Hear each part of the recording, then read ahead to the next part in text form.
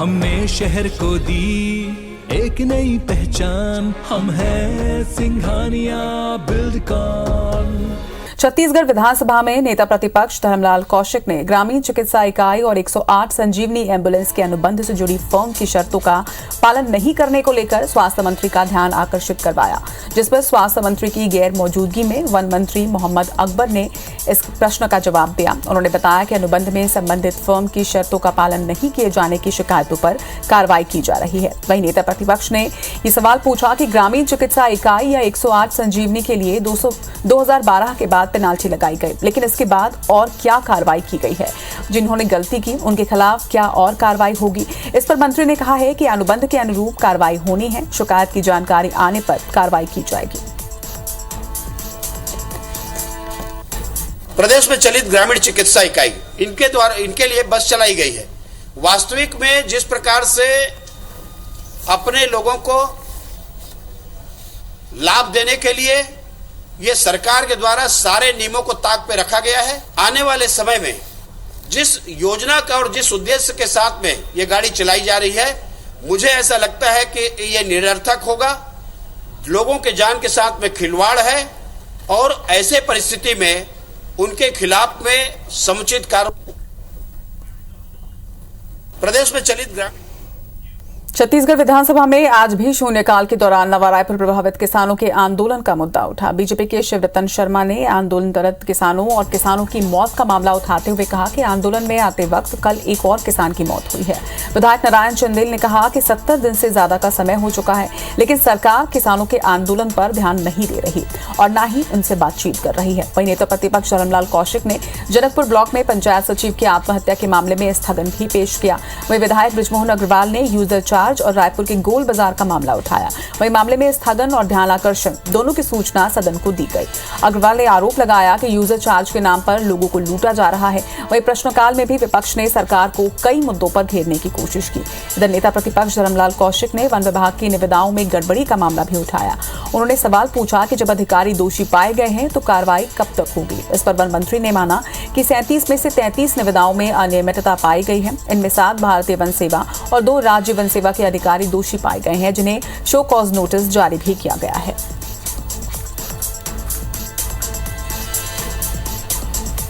दो 2020 का मामला है तो इसमें कार्रवाई कब तक होगी? 15 दिन का उन्होंने कहा है हाउस के अंदर में, 15 दिन के अंदर में उसके जवाब आ जाएगी और जवाब आने के बाद में उनके ऊपर कार्रवाई सुनिश्चित करेंगे। पूरे प्रदेश भर में आप देखेंगे तो लगभग अनियमितताएं पाई जा रही है। तो विधानसभा में आज कई मुद्दे उठे हैं, जिसमें नवा रायपुर में प्रभावित किसान आंदोलन का मुद्दा उठा। इसी तरह से गोल बाजार का मामला भी आज विपक्ष ने उठाया। इसी के साथ एमएलए शिवरतन शर्मा ने किसानों की मौत का मामला आज विधानसभा में उठाया। आपको बता दें कि बृजमोहन अग्रवाल ने सवाल किया कि 150 साल पुराने दुकानदारों पर निर्माण टैक्स लगाया जा रहा है।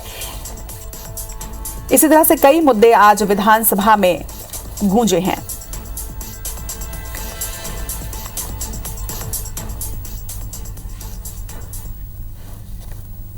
और इस खबर पर ज्यादा जानकारी के साथ सीधे हमारे साथ राजेश मिश्रा इस वक्त लाइव कर रहे हैं।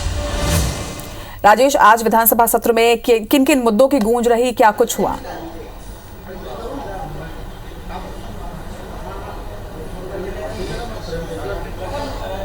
देखिए, प्रश्नकाल की बात करें तो प्रश्नकाल में आज भी बहुत सारे मुद्दे पर विपक्षी सदस्यों ने सरकार को घेरने की कोशिश की। शून्यकाल की बात करें तो शून्यकाल में आज एक बार फिर से नया रायपुर प्रभावित किसानों का जो आंदोलन चल रहा है और उस आंदोलन के दौरान जो किसानों की मौत हुई है वो वाला एक मामला यहाँ पर गूंजा और नेता प्रतिपक्ष धर्मलाल कौशिक और भारतीय जनता पार्टी के सदस्यों ने शून्यकाल में ये मामला उठाते हुए सरकार पर सीधा सीधा ये आरोप लगाया कि जब कांग्रेस जो विपक्ष में थी तब किसानों की बात करती थी, मगर जब से सरकार में आई है तब से जो बात नहीं की रही है, किसानों से बात नहीं कर रही है सरकार, और लगातार स्थिति ये पैदा हो रही है कि किसान की मौत यहाँ पर हो रही है। तो गंभीर नहीं होने का आरोप उन्होंने लगाया और इस मामले में स्थगन प्रस्ताव उन्होंने लाया था। इस पर जो इस मामले को लेकर उप कमेटी बनाई गई है मोहम्मद अकबर, उन्होंने कहा कि किसानों से 3 दौर की बात हो चुकी है, मुख्यमंत्री की भी बात हो चुकी है, 8 मांगों में से 6 मांगों को मान लिया गया है और लगातार चर्चा चल रही है और जल्द ही हम किसानों को मान लेंगे। इसके अलावा